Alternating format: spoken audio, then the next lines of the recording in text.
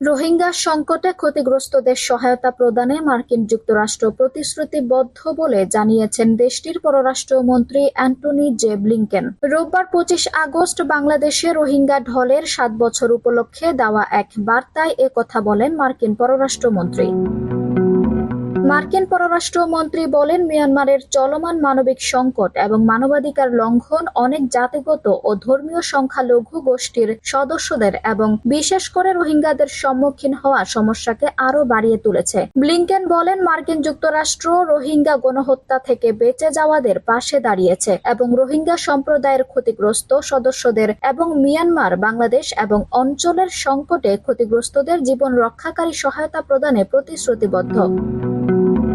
তিনি বলেন, গত 7 বছরে মার্কিন যুক্তরাষ্ট্র মানবিক সহায়তা প্রায় $2.4 বিলিয়ন অবদান রেখেছে। আমরা রোহিঙ্গা এবং সকল বেসামরিক নাগরিকদের বিরুদ্ধে সংগঠিত নৃশংসতা ও নির্যাতনের নথিপত্র ও পর্যালোচনা করি। মার্কিন পররাষ্ট্রমন্ত্রী বলেন, একটি গণতান্ত্রিক, অন্তর্ভুক্তিমূলক এবং শান্তিপূর্ণ ভবিষ্যতের জন্য মিয়ানমারের জনগণের আকাঙ্ক্ষার প্রতি আমাদের সমর্থন অটুট রয়েছে। একই সঙ্গে বেসামরিক নাগরিকদের ক্ষতি থেকে রক্ষা করার জন্য সকল পক্ষের প্রতি আমাদের আহ্বান।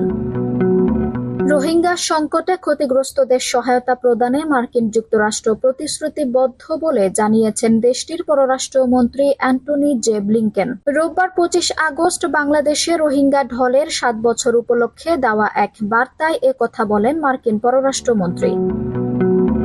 মার্কিন পররাষ্ট্রমন্ত্রী বলেন, মিয়ানমারের চলমান মানবিক সংকট এবং মানবাধিকার লঙ্ঘন অনেক জাতিগত ও ধর্মীয় সংখ্যালঘু গোষ্ঠীর সদস্যদের এবং বিশেষ করে রোহিঙ্গাদের সম্মুখীন হওয়া সমস্যাকে আরও বাড়িয়ে তুলেছে। ব্লিংকেন বলেন, মার্কিন যুক্তরাষ্ট্র রোহিঙ্গা গণহত্যা থেকে বেঁচে যাওয়াদের পাশে দাঁড়িয়েছে এবং রোহিঙ্গা সম্প্রদায়ের ক্ষতিগ্রস্ত সদস্যদের এবং মিয়ানমার, বাংলাদেশ এবং অঞ্চলের সংকটে ক্ষতিগ্রস্তদের জীবন রক্ষাকারী সহায়তা প্রদানে প্রতিশ্রুতিবদ্ধ।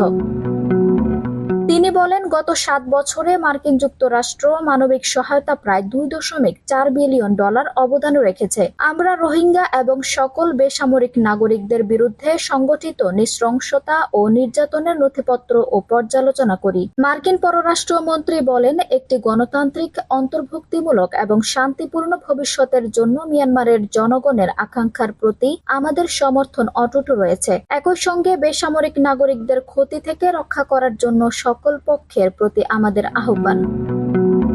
আঞ্জুম হক আরবি, টাইম নিউজ ডেস্ক।